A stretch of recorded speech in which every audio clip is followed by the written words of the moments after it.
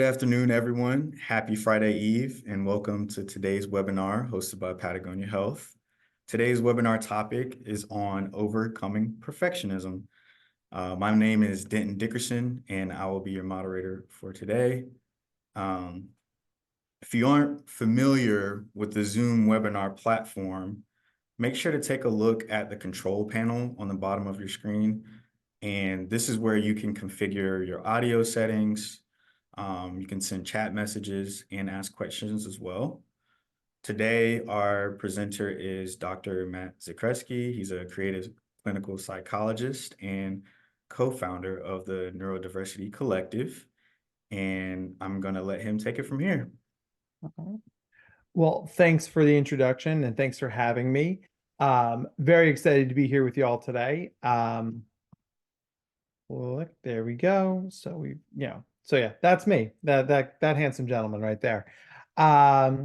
So yes, this is called How to Stop Moving the Goalposts, How to Overcome Perfectionism.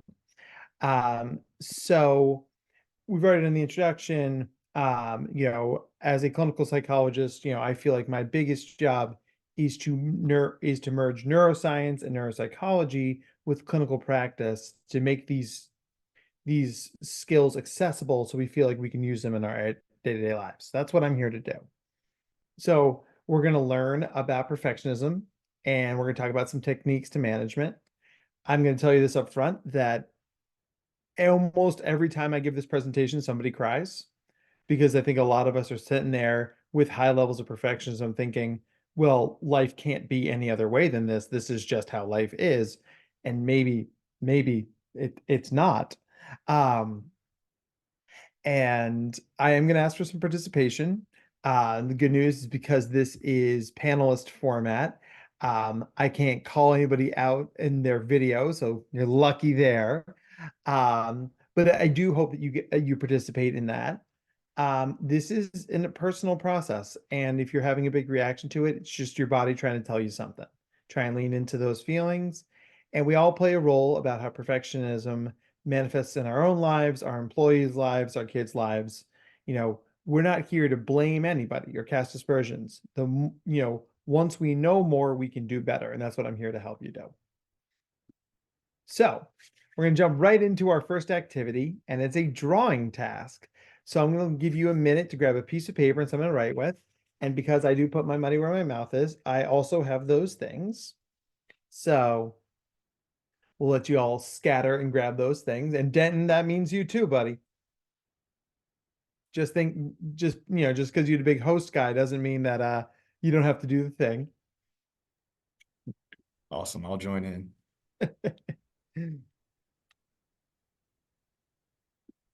All right. So if everybody is feeling like they've got their stuff, then what I'm going to do in just a moment is I'm going to click a button and an image is going to emerge here on this screen. And I'm going to give us 60 seconds to draw this image. And so now I'm going to tell you this up front. 30 seconds is not enough time to draw this. So you're sitting there like, well, I'm going to get it done. I very much intentionally picked an image and a time frame that makes this basically impossible. I just want you to do your best, right? This is an art class. No one's going to be grading your work. So with that said, I'm going to get my timer ready. Here is our 30-second timer. And 3, 2, 1, go.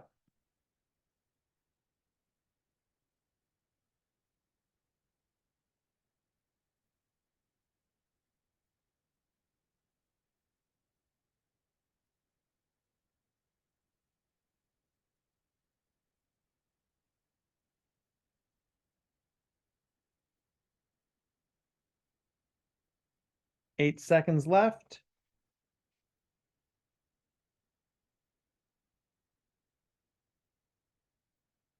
All right. So you can have your drawing and you can put that aside for a minute because we are going to come back to that.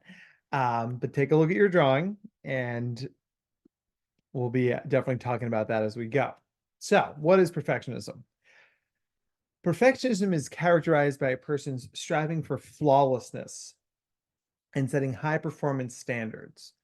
This is accompanied by critical self evaluations and concerns regarding other people's evaluations. So, to truly have perfectionism, you have to have strive for flawlessness, set those high standards, and have that critical self evaluation and be worried about other people. So, it's a very multi-dimensional process. There are thoughts involved, feelings, and behaviors. And in a word, perfectionism is all about anxiety.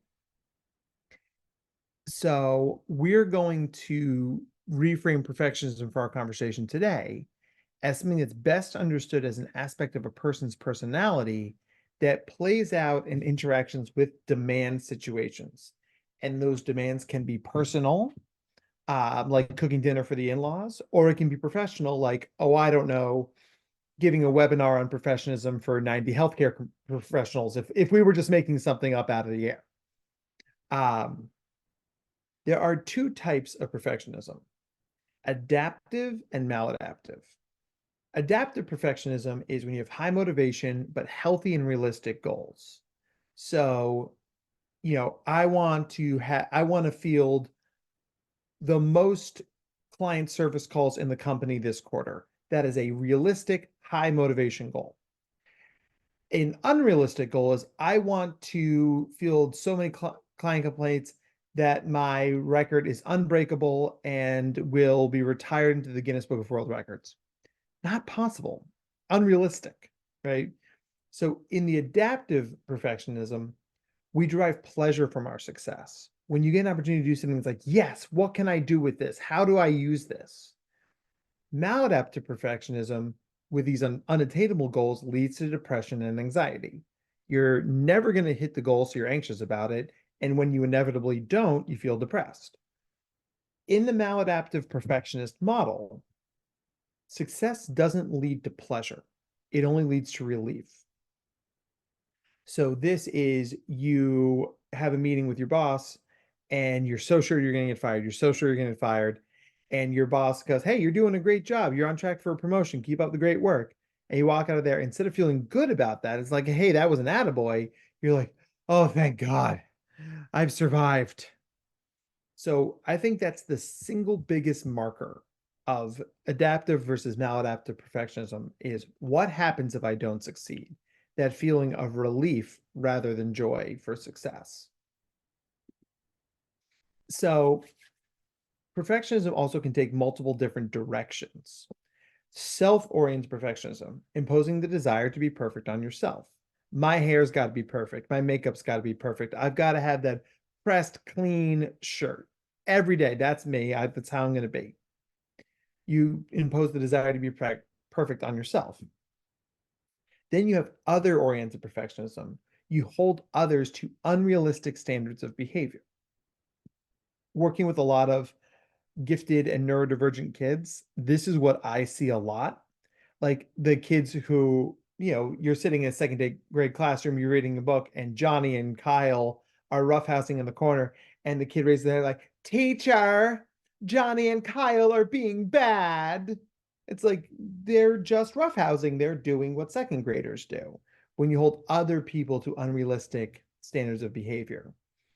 And then you have the socially prescribed perfectionism, perceiving unrealistic expectations from others. I went to college with a young woman whose grandfather's name was on one of the dorms, right? So she was a legacy of the college. I went to Wake Forest University, go Deeks, undergrad, and she would always say to me, she's like, I feel like I'm held to a higher standard here. Not that anybody has ever said anything to me about it, but I just feel like because my name is on a building, right, that people just expect me to be better. And that's hard because once that thought anchors into your head, it can have a lot of downstream effects on our sense of self, but also how well we do. So perfectionism is all about avoiding failure, and specifically the pain associated with failure. And the problem is the older you get, the more strategies you learn and have to avoid the pain of failure. You will learn not to try. You will learn to pass it off to somebody else. You'll learn to do that thing where you just let yourself get CC'd on the emails, but you don't actually do any work. Not that any of us would ever have done a thing like that. But the idea here is that we avoid the pain of failure to protect ourselves. But by protecting ourselves by avoiding the risk of failure, you also avoid the joy of success. So it ends up keeping you stuck. And a lot of dealing with perfectionism is about getting unstuck. So the one thing that all failure has in common, all perfectionism has in common, is failure. You cannot live life without failing. As you know, I just stumble over a word and I just realized there's a typo on this slide, which makes the perfectionist in my brain like start screaming loudly, right? But all life has failure in common. We cannot avoid failing. The idea here is the healthy perfectionist sets those goals that are high and achievable. When they fail, they learn from their failure. The maladaptive perfectionist sets those high and unrealistic goals. And when they fail, one of two things happen. They either become obsessed and they increase the efforts to a point where they're no longer gaining any joy from what they do, or they say, well, clearly I'm bad at this. I'm never doing it again. And, my daughter just tried her first ever soft T-ball practice. She swung, she hit the tee, the ball bounced out of bounds. She looked at me, she says, well, I'm never doing that again, and walked to the sidelines, sat on the bench, and like, that's the end of me. Could not get her back on the field. That was a moment of maladaptive perfectionism. I did it once, I failed, it sucked, I'm never doing it again. When I show this slide to people, I always like to quote the great philosopher, Miss Frizzle from the Magic School Bus. And she has a great line that she says, if at first you don't succeed, find out why. And that to me is what this slide is all about. The healthy perfectionist tries something, fails, and then thinks about, well, what happened? What can I learn from that? Versus the maladaptive perfectionist who just buries their head in the sand or doubles down on their efforts that already didn't work. Then we have the concept of invisible perfectionism. So I'm going to ask you guys to jump into the chat for this one if you're feeling so inclined. Um, so if you are feeling overworked and overwhelmed, give me a thumbs up, send me something in the chat, let me know if that's you.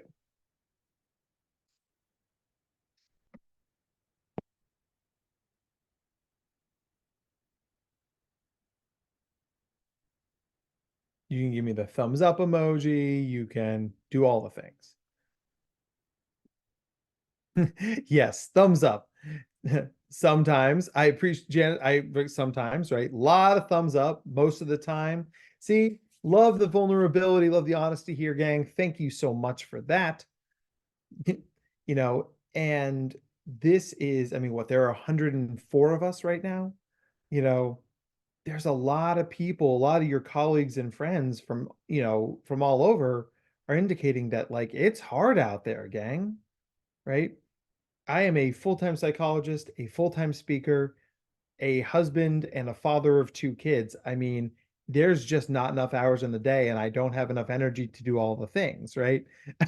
Elizabeth, you definitely win the emoji award because that's I think how we all feel. Um, so during COVID, actually, the concept of invisible perfectionism came out. And so the idea here is that we're overworked, overwhelmed, and stressed out. So if you conceptualize your day is that you're going to have a meltdown if your thermometer hits 100. We're waking up not at like 20. You're waking up at 92. And your brain tells you, as long as everything I have to do today goes perfectly, I won't melt down because I have way too much to do and not enough time to do it. But I've structured my day in a way that as long as all these things go perfectly, I'll be fine. Now, you guys know very few things ever go perfectly. And especially if you're asking for multiple of them to go perfectly in a row, you're setting yourself up to fail down the line, which of course means we get upset. And because we're so close to melting down and because we're carrying around all this emotional energy, we freak out when Starbucks doesn't have our order, or there's extra traffic on I-40, or or you get stuck behind a bus on the way to drop off, and you start to see all those dominoes go tick tick tick tick tick tick tick tick tick tick tick tick down the line, and you freak out because you know how much was riding on everything going well today. So you explode, and then people look at you, go, "Whoa, hold on a second! You just dropped your pen. Why are you screaming and cursing a blue streak right now?" And because they don't understand what's driving your emotional outburst, you feel shame. And your brain basically tells you, well, you can never show those feelings ever again. You got to cram them on down. And then the cycle repeats, right? We've got to learn what stuff we can take off our plate and what stuff we can get rid of. And we're going to talk about how to do that in just a little bit. So, potential outcomes of perfectionism: low self esteem. This is linked to a concept we call contingent worthiness, or I only have value if I succeed. Think about you know, at home, like what were the papers that your parents put on the fridge? They probably didn't put the C minuses up there, right? They probably put your A's and your soccer awards and your dance awards. Those are the things that get valued because they get identified. So it's easy to start to think, well, my value is tied to that performance. All or nothing thinking, I'm either the best at this or I suck. Depression, because like we talked about, you're not going to hit these impossible goals. High anxiety and panic attacks because we're so overwhelmed and we're so stressed. Workplace dissatisfaction. It can lead to medical problems, high blood pressure, strokes, even ulcers. I work with a 9-year-old girl here in New Jersey, gang, who just had her third ulcer. And that is way too many ulcers for a 9-year-old girl. And she's in a very competitive district with very hard charging, striving parents. And I'm trying to help them loosen the reins a little bit because, this girl needs to be able to have a childhood and survive. And right now, things are not pointed in that way. Lack of creativity, diminishing social and romantic connections, and of course, procrastination. Now, the first time I did this presentation, I said procrastination. Somebody said, procrastination? Really? So I made a slide that says, procrastination? Really? So let's do another show of hands. Who here has ever procrastinated on a big project?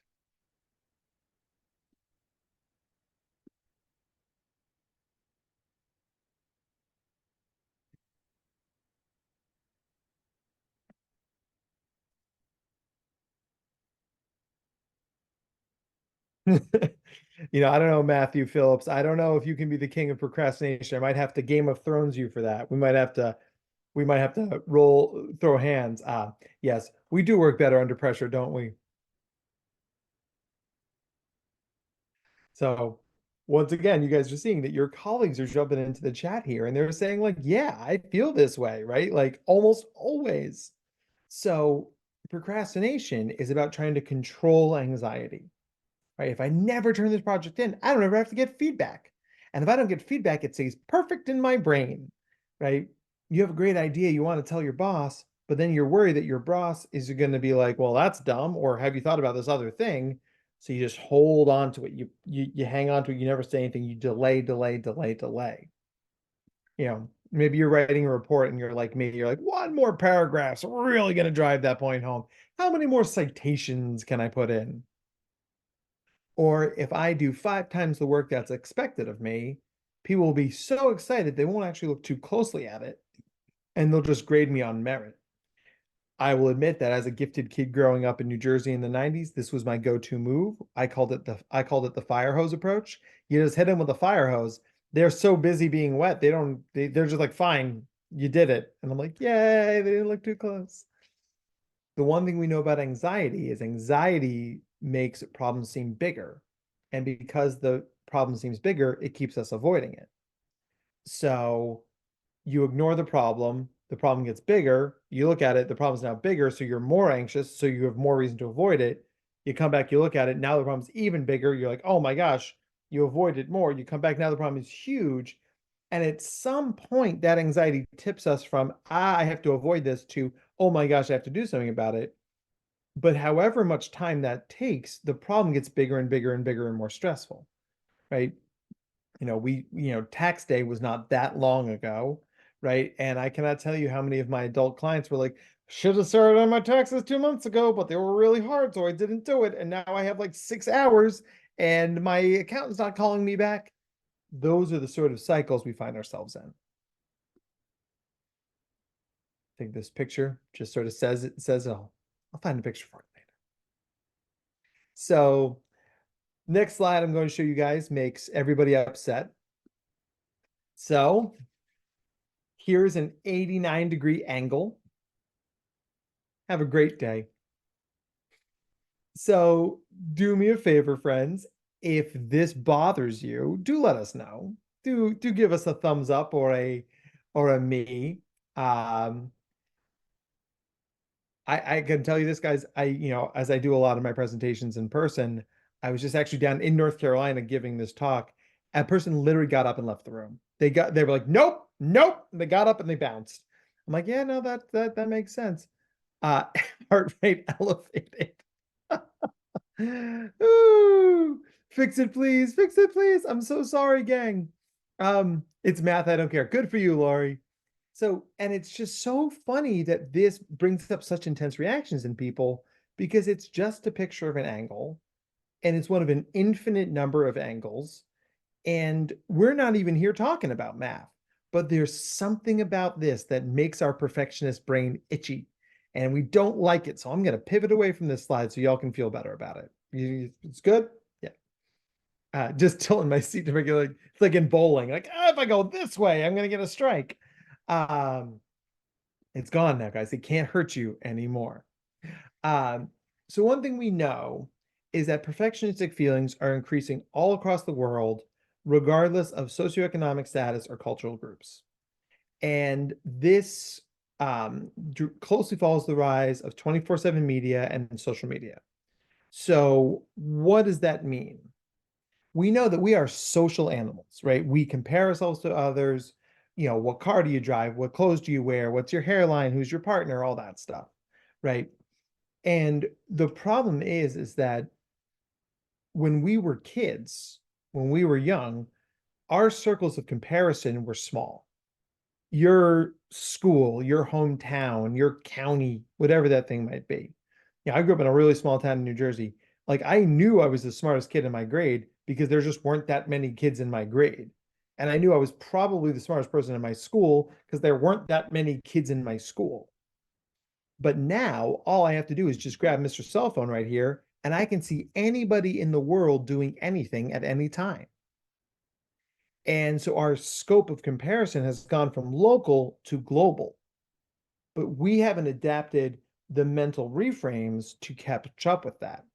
The other day, I'm flipping through my social media feed on LinkedIn, and I see one of my colleagues, someone I love very much, my colleague Callie, who's asked to headline the Malaysian Gifted Conference. Now, I didn't even know Malaysia had a gifted conference. And my head was like, gosh darn it, how come they didn't pick me? I didn't know it existed until 30 seconds ago. Right. So there's this idea that like the scope of something is so much larger and so much more immediate. That's the sort of thing I would have found out 5 years from now, next time she and I run into each other at a dinner. I'm like, oh, what have you been up to? I just keynoted the Malaysian Gifted Conference. What? That's amazing. Right. So if we're going to compare, and it's really hard not to, we have to find realistic targets for comparison. You know, you can try to be the best soccer player on your team or in your district. You probably can't be Leo Messi, and that's okay. You focus on what you can learn from a person or their work. As I do more professional speaking, I become friends with a lot more professional speakers. And it's easy to sit there. It's like, well, I don't command $500,000 for a talk. I don't fill up ballrooms, right? But they're doing things that are great, whether it's on social media or their branding or their speaking skills that amplify what they're doing. And if I pay attention to that, I'm learning from them, not beating myself up for not having what they have. And we never know the whole story, right? We're only seeing part of it. So you don't know how much people are grinding or hustling or struggling behind the scenes. We tend to only see the Instagram post, the LinkedIn message, that sort of thing. There's always context we don't know.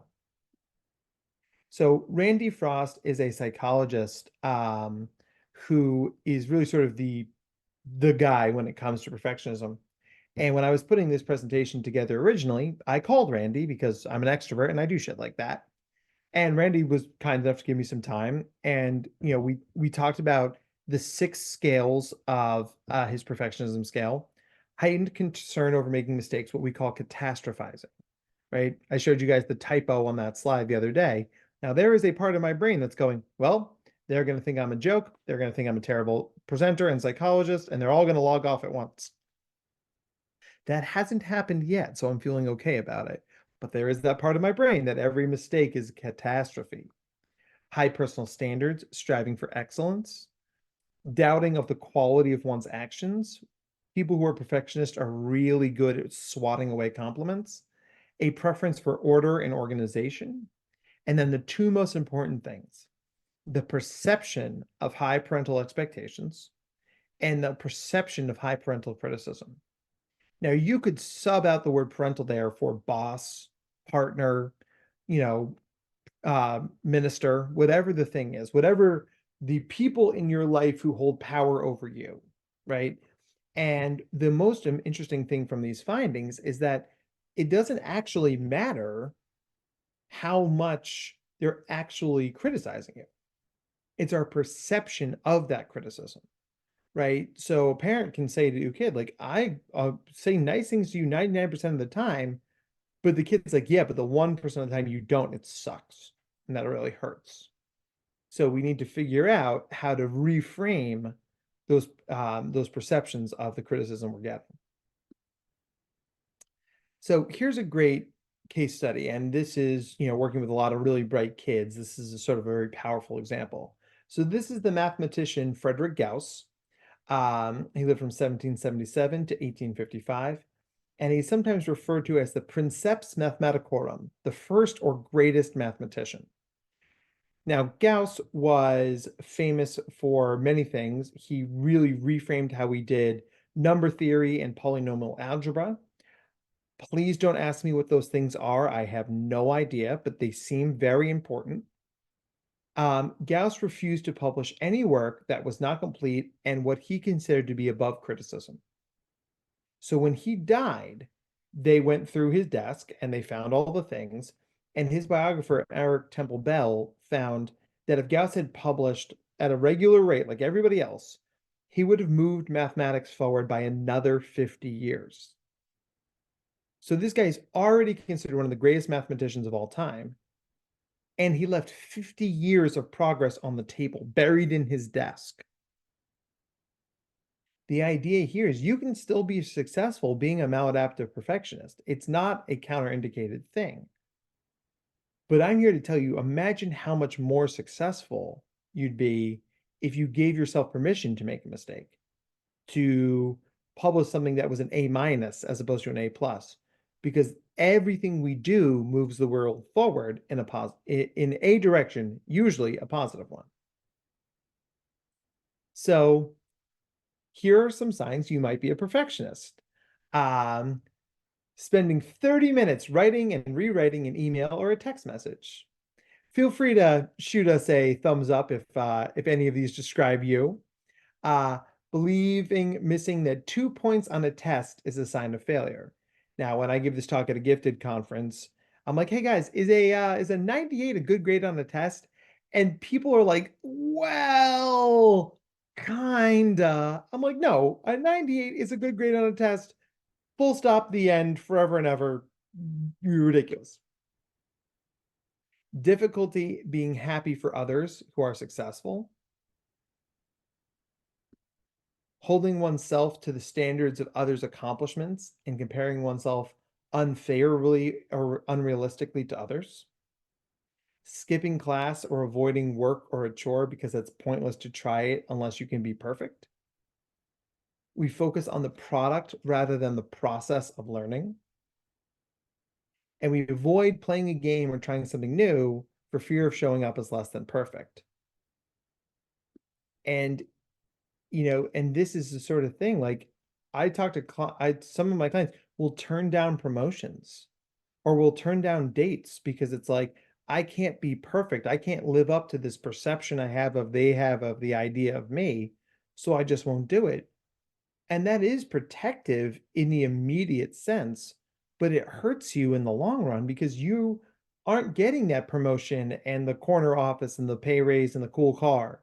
You're not going on a date with this person. You're not trying the book club or taking that taekwondo class. Like, yes, when you're a beginner at something, it's you suck for a while. But that is so much shorter than we think it is, which is pretty great. So let's talk about how to treat perfectionism. Cartoonist says, now you can send it. But first, what about the bear? Now, none of you guys can show me your bear, though obviously if you'd like to snap a picture of it and email it to me, I would love to see it. I always love to see people's bears, but I'll show you mine because I believe in the process. So here is my bear.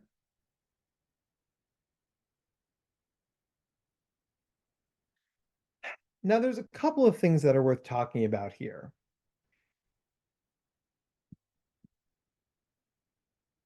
No way. Um, so a couple things about this bear that some contextual factors that you guys need to know.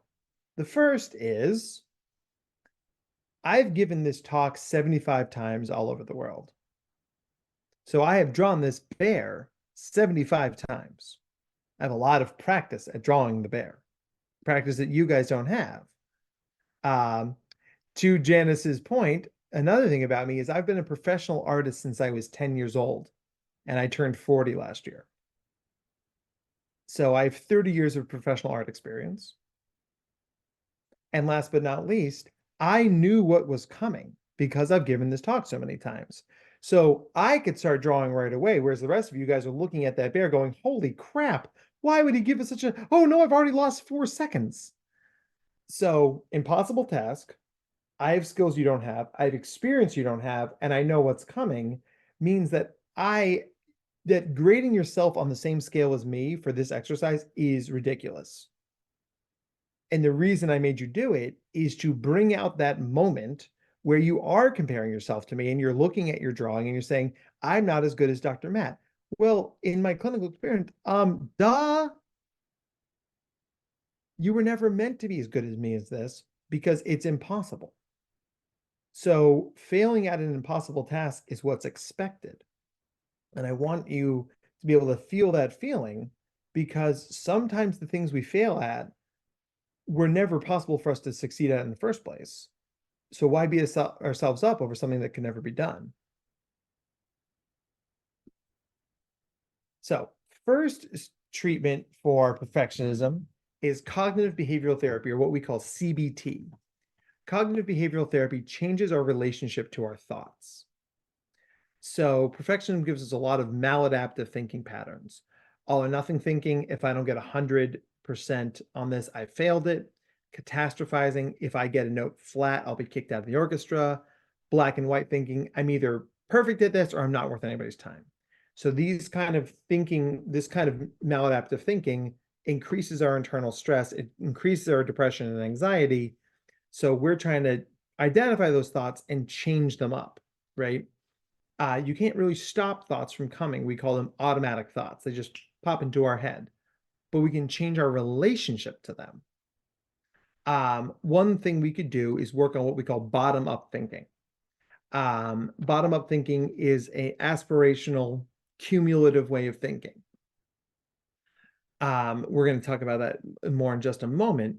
And we want to watch our shoulds. To me, should is all the possibility of could plus shame. So shame plus could equals should. And isn't it amazing how often in our lives we should ourselves or let other people should us? Well, you should have known better. No, I could have known better, but clearly something got in my way. You should have been here on time. I could have been here on time, but there was bad traffic. You should have gotten that sale. I thought I was going to get that sale, but then our competitors swooped in with a better offer. There's always context. And as a psychologist, I'm fond of saying context is never an excuse, but we do need to appreciate where people are coming from, right? And understand that because perfectionism is anxiety based, it's an emotion, and emotions can't be reasoned with. They're fundamentally illogical. So here's our bottom up versus top down thinking. So we tend to be top down thinkers, right? So let's go back to that example. Um, let's say you get a 93% on a test, right? Who thinks 93 out of 100 on a test is a good grade?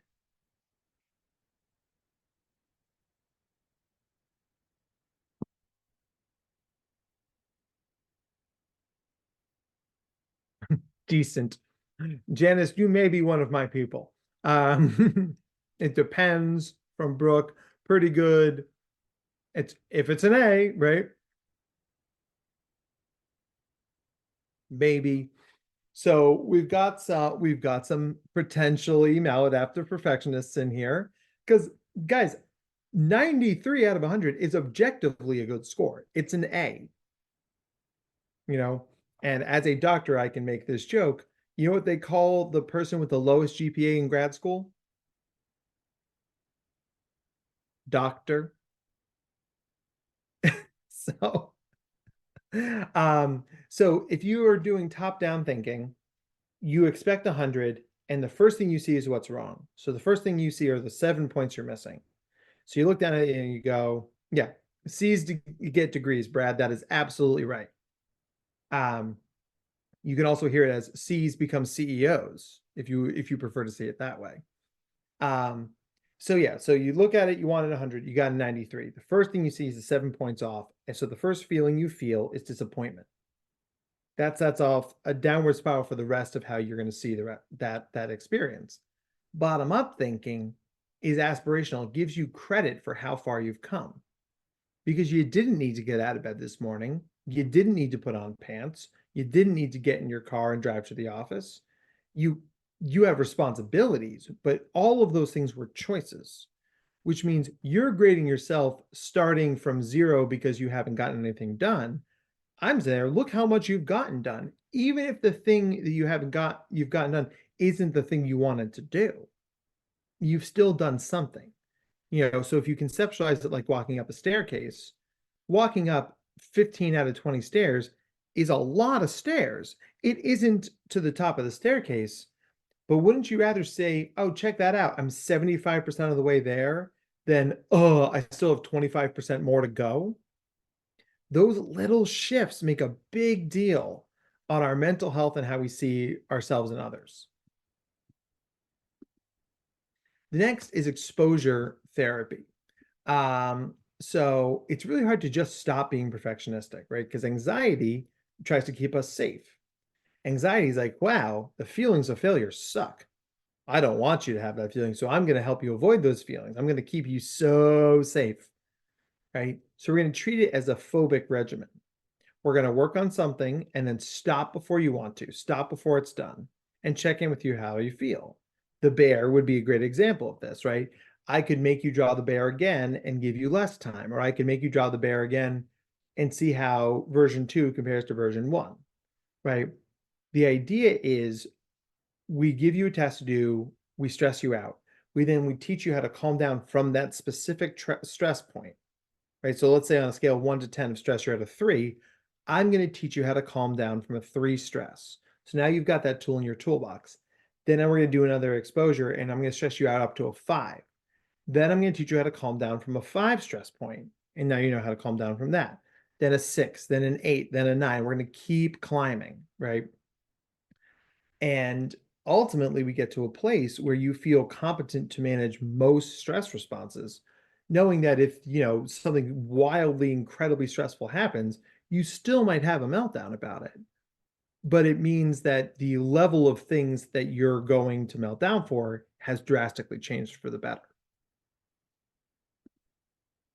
And then the kind of therapy I practice the most is something called acceptance and commitment therapy, otherwise known as ACT. And acceptance and commitment therapy is the idea that we spend a lot of time trying to ignore or fight off our feelings, right? We spend a lot of energy pushing them away, pushing them back, saying, I don't want to deal with this. But when we see the feeling and acknowledge it, we make room for it. And when we make room for it, it has less power over us. My favorite example of this is anybody in this group, right? Statistically speaking, we're gonna have a couple people. There's 106 of us. Anybody in this group afraid of clowns?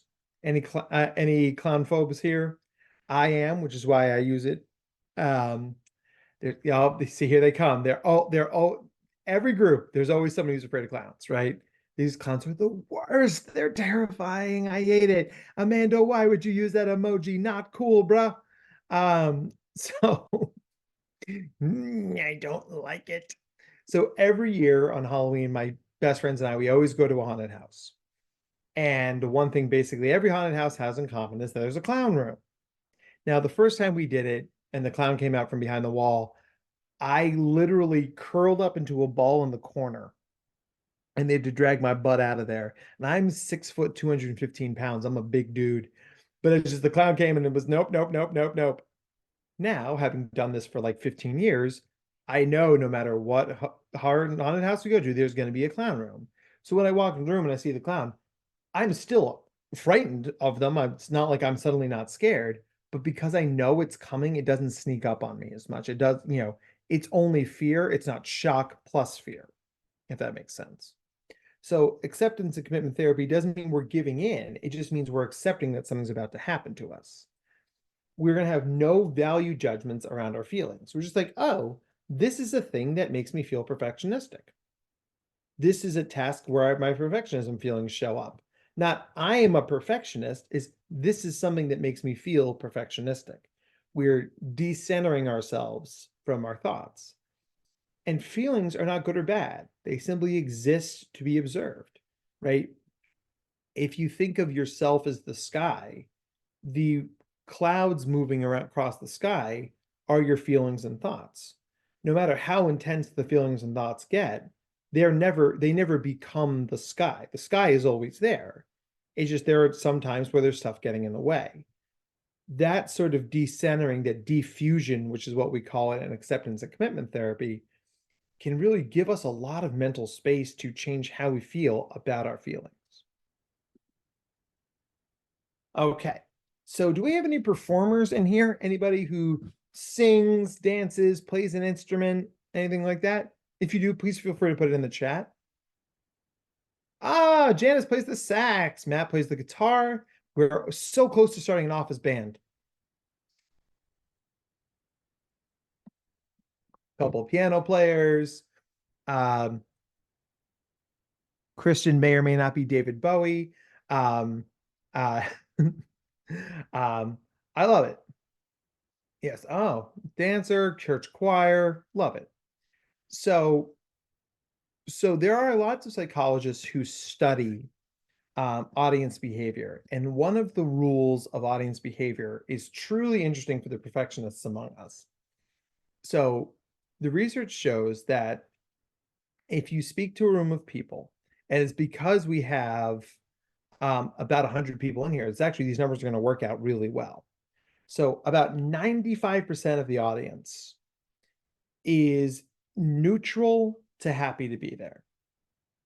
95% of people are either like, well, this is better than being at home, or this isn't that bad, or oh, that was pretty good.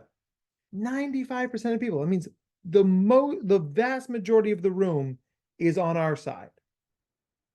3% of people know enough about the thing to be really positive and give you meaningful praise.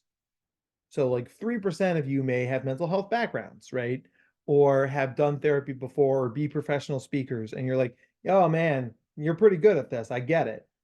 1% of people know enough about this thing to give you a critique, right? So it's like, hey, you know what?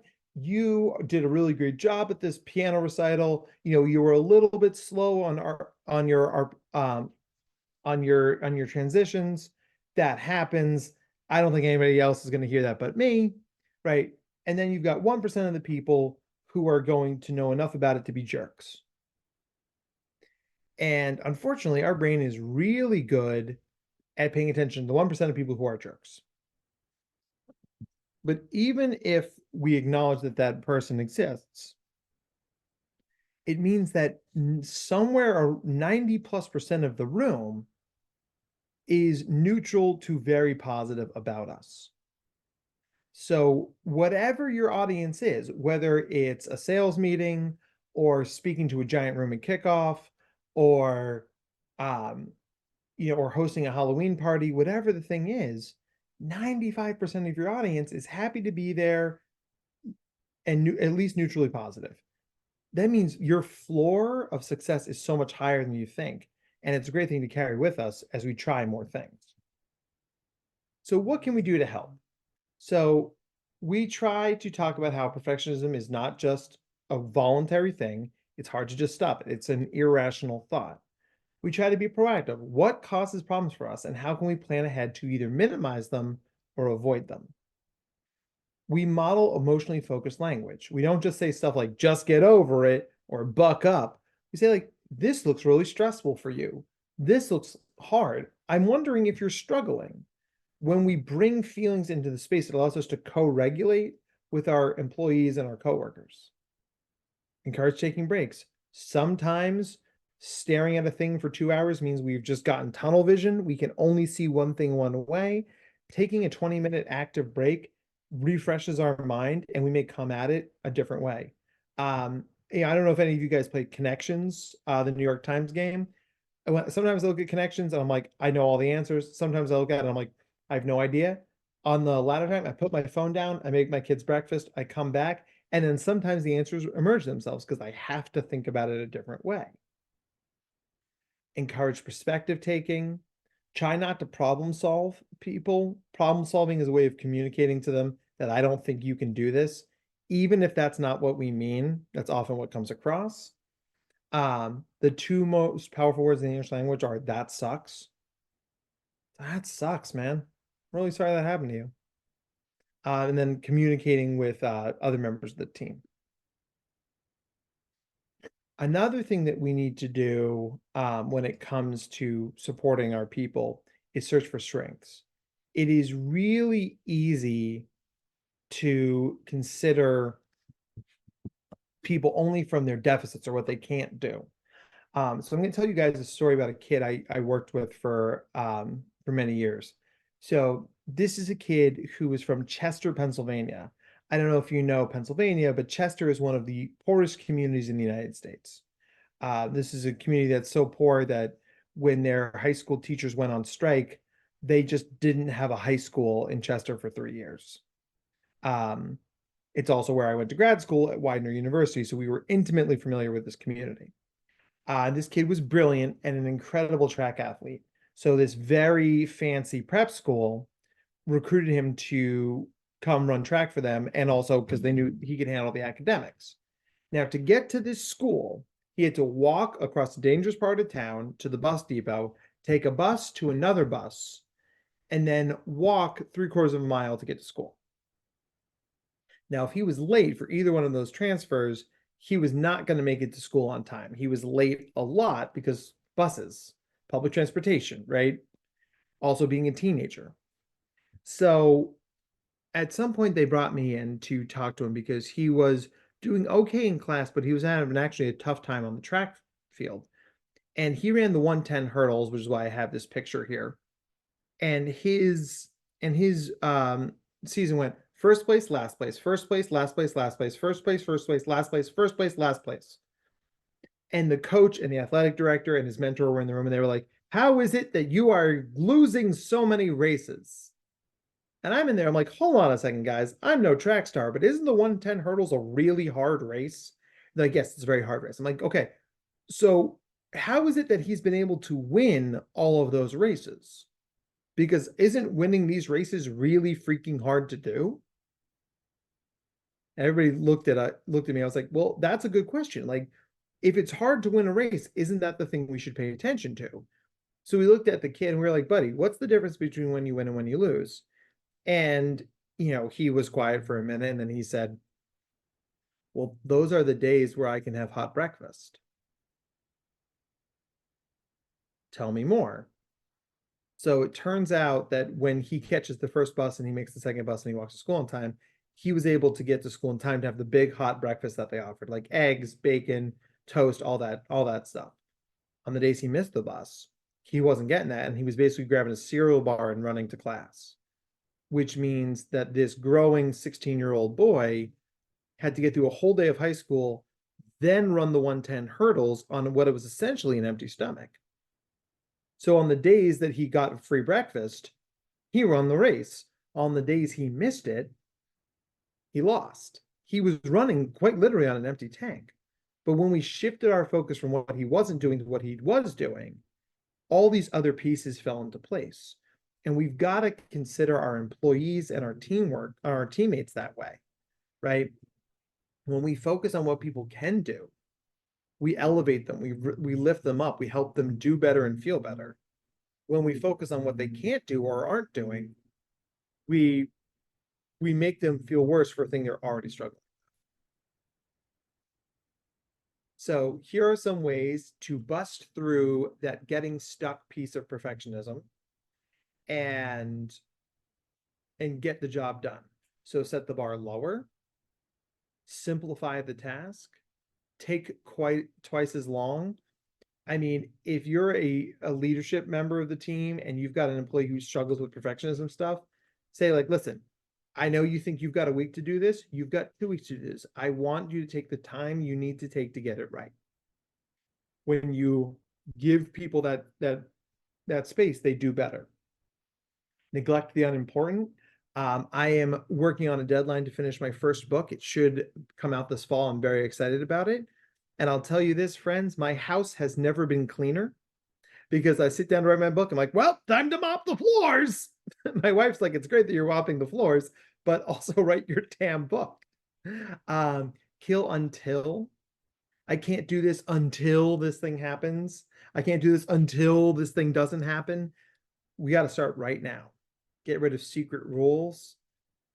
The standards we hold ourselves to in our heads are often harder and harsher than anybody in the real world would give us. Have more fun. Are there ways to gamify work? Are there ways to gamify having competitions?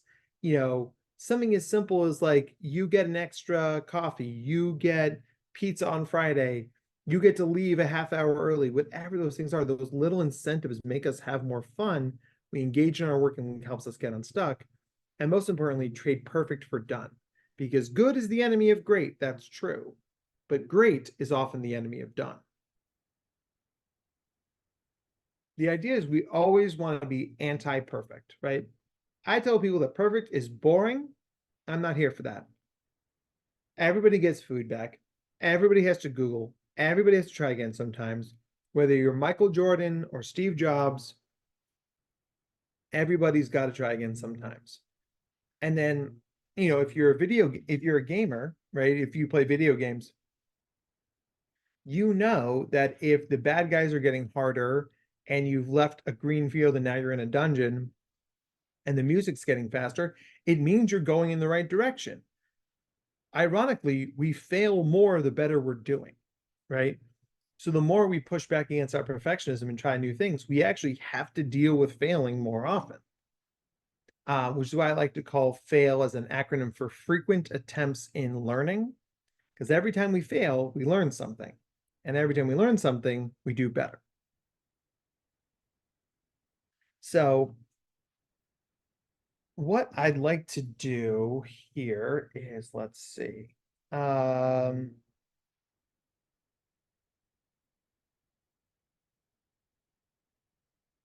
right. Well, Amanda Gerard, just because you use the clown emoji, I'm going to pick on you. Amanda Gerard, what do you like to do in your spare time? What's your hobby? What's your go-to free time thing?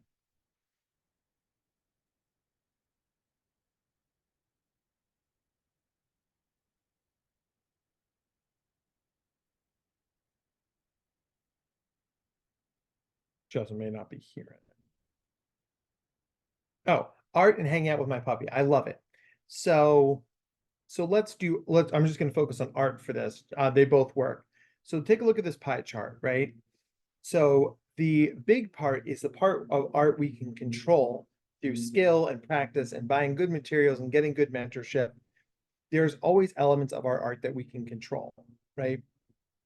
And then there is an inherent part of doing any activity, whether it's playing the guitar, dancing, being a professional speaker, being a parent, walking your dog, that we can't control. So if you're doing art and you're like, I really like this painting, it's really good, and all of a sudden an earthquake hits where you are, your art's probably going to be a little bit screwed up because no reasonable person would plan for an earthquake, but the earthquake still happened. So we call the small pie piece here a known unknown. There are always going to be parts of the process that we cannot anticipate, we can never know, but we know that they exist, right? One of my kids, he's a very perfectionistic guy. He was, he was taking his driver's test, and as he's taking his driver's test, a literal tree falls down in the middle of the road in front of him. Now he slams on the brakes and he avoided an accident, but he's like, I'm a bad driver because I had to slam on the brakes. I'm like, buddy, nobody would plan for a tree falling in the middle of the road. That's a ridiculous thing to plan for. You are still a good driver, even though this thing happened. Because if you look at it, the known unknowns and the things we can control form a perfect circle, form 100%. So we can accept that as part of the price of getting better. So I really enjoyed giving this talk to you guys. I hope you got something from it. If you have any questions, here are the ways to track me down. I'm going to send these slides over so you guys can share them out then, because I want everyone to have these as references. And we have some more resources, a couple of great TED Talks, some books that are going to be helpful for you or your kids. But you guys were an awesome audience. Thank you for giving up your Thursday afternoon to be with us. I'm happy to take any questions or I'll let you get back to your day.